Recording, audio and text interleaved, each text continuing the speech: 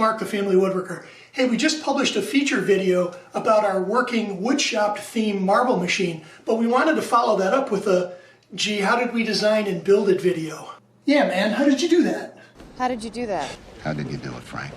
Well, it used 17 different species of wood, took about 6 weeks worth of work, involved a lot of different design changes, and ultimately wound up with 186 individually cut pieces to make the sculpture. You had me at 17 different varieties. I'm on 17! So for this video, I'll just summarize the highlights and talk about my thought process as we go through the design and build.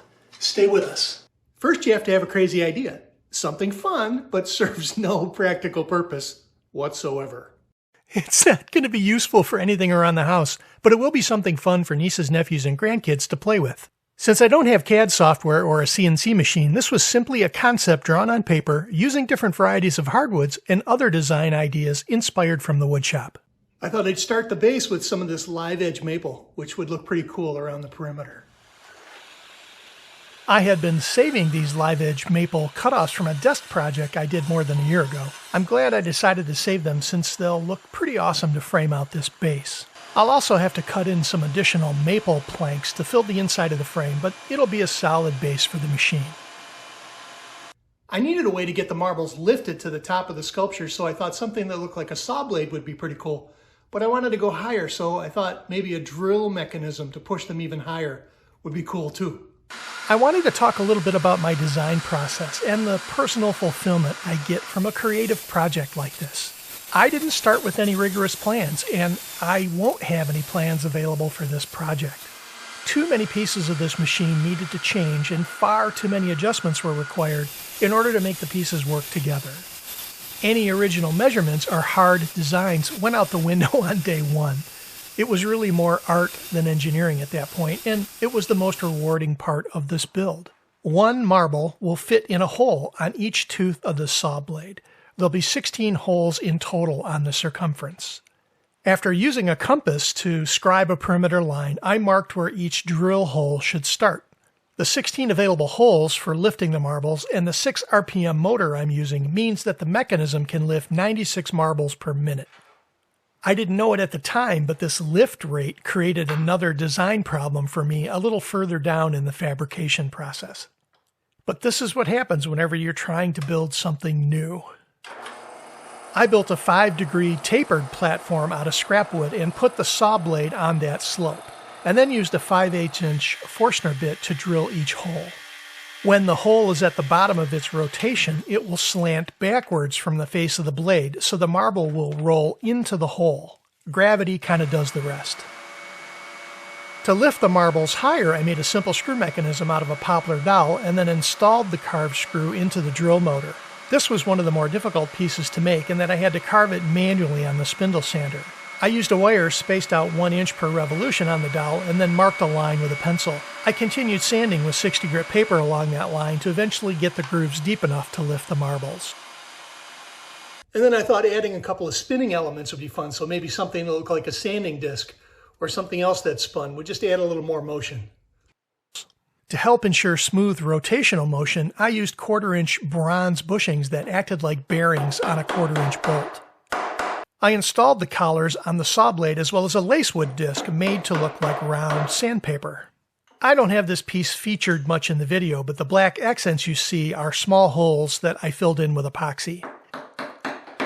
Adding some brass nails evenly spaced apart at 5/8 inch, the marbles should fall into the disc, catch some of the brass nails, and then cause the disc to spin, sort of like a sander. The marbles should dance around the inside of the disc, and I tested it to make sure the marbles would still roll through. The second spinning element was my attempt to mimic dust collection. Not that it looks like a shop vac or anything, but I pictured a spinning whirlwind thingy on the outside, driven by falling marbles on the inside. After building the basic box and cutting out the spinning pieces, they simply rotate around an 1/8" brass rod. So, okay, how do I actually change the direction of the marble? So I had to come up with a little switching mechanism like this and then create ramps to help move the marbles across the piece. The T-shaped pivot points were cut out of Wenge wood, and a Forstner bit added curves to help the direction of the marble left or right. I wound up ruining and splintering a couple of pieces, so I cut a few more as I might need. A steel pin was used inside a directional block, allowing the Wenge T to tilt right or left. I really wasn't sure at the time if this little design would work or not, but it seemed to tilt easily in either direction. Thankfully, it turned out to be something I didn't need to redesign. The next challenge was trying to get a marble to take one of two different paths, but going in the same direction. I tried to make a wider marble track separated by thin pieces of Wenge, where another Wenge T would take the marble to one side of the track or the other. I adjusted the position of the pivot pin, again using 1/8 inch brass. To reduce the wood-on-wood friction, I added a nylon washer over the brass pin, and that allowed the T to shift right or left pretty easily. The angle of the ramp was about 8 degrees, which was enough to allow gravity to take over and push the ball past the T on either path. With the main switching tower set up at the back of the platform, I thought I would test out both pieces to make sure the marbles would change their direction consistently each time. Both switching mechanisms seemed to be working really well. Linear tracks were made out of 1 inch wide maple, using a 1/2 inch round nose router bit to carve out a running path for the marbles. After the tracks were routed into each piece, I trimmed the thickness of the marble tracks down as I needed for the machine. Most of the tracks you see in the machine are a 1/2 inch thick, though I tested out the roll of the marble on this thinner section of track. I also needed a big sweeping curved section of track, which I made out of plywood, but I needed some bent wood to act as guardrails for the marbles. I wound up steaming some bamboo skewers and letting them dry over my custom high-tech bending machine. Excuse me, super high-tech. They were a little difficult to drill and attach to the thin oak plywood, but worked really well in the end. I had always intended to add a jump ramp for the marbles too, but wasn't sure how to control the speed of the marble for a consistent jump off that ramp. This was a trial and error process using this piece of willow, where I had to change the angle of the ramp a couple of times to let gravity help me launch the marbles the right distance. Dude, can you finally add the motors and finish this thing? Yeah, well, I'm not quite sure yet if all the pieces are going to work together. It's been 6 weeks. Come on. I still have to make the pulleys and the drive belts. Get on with it. I mean, I guess I could test and fix things as I go, right? Finish it! Okay. Hey, if anyone needs a bad actor for a gig, clearly I'm your guy. There were only a couple more mechanical pieces I needed in order to put the machine in motion, starting with these pulleys carved out of poplar. They'll help turn the saw blade to raise the marbles up about 9 inches and then drive some other decorative features on the platform. I'll also be making my own drive belts out of 1/8 inch urethane. They need to be cut a little shorter than the measured length to be stretchy, and then I had to melt the two ends to put them together.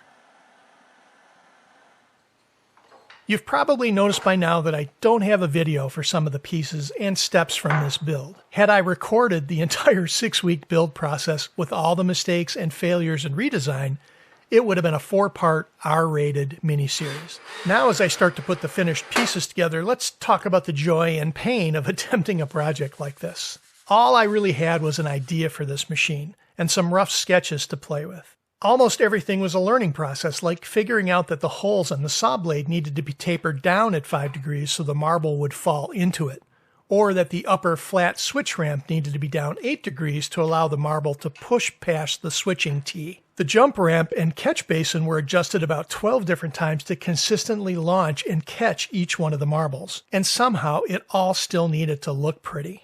But the end justifies the means. All the difficulty and challenges experienced along the way at times pushed me out of the woodshop and into a comfortable chair. But the memories from past projects and life experiences kept pulling me back to the shop. If you keep at it, you'll figure it out, I kept telling myself. My favorite example from this project was the motor debacle. I knew I would need a separate motor to drive the saw blade and then another to turn the screw mechanism. It wasn't until I finished the assembly when I noticed that the 6 RPM motor for the saw blade was perfect, but the 6 RPM motor for the screw was way too slow. I needed more revolutions faster to carry the marbles up to the top of the switching tower. I took the whole thing apart and waited for the delivery of a 20 RPM motor. Other things that you assume will be true, like the consistent size of glass marbles, turns out to be a fantasy. 14mm marbles are perfect for this machine, so I ordered them from 3 different suppliers, and they varied in size from 11mm to 17mm. An oddly shaped one, even at 14mm, would jam the machine, and I would throw my hands in the air and go looking for my comfy chair again. My point is, never give up. I kept working the issues one at a time until the whole machine finally started to work together. And it just happens to look pretty awesome too. With some final adjustments and testing, a few screws to tighten, and checking the diameter of each marble carefully, it was ready for the full trial. I attached the urethane drive belts, one for the saw blade, another for a spinning yellow gear that I replaced, and a third to turn a red and blue sphere that I had carved as a Christmas ornament the year before. I also added a recycled bottle cap hammer that I made as another spinning element, something I created about 2 years ago, but it seemed fitting to add it to this woodshop theme marble machine. And although I really like the look of the red glass marbles, some 14mm steel bearings seem to be consistent in size and work best on this sculpture. I think it's time to let it run and show each feature along the way. There are 4 marble paths to take. Let me know in the comments which one you like best.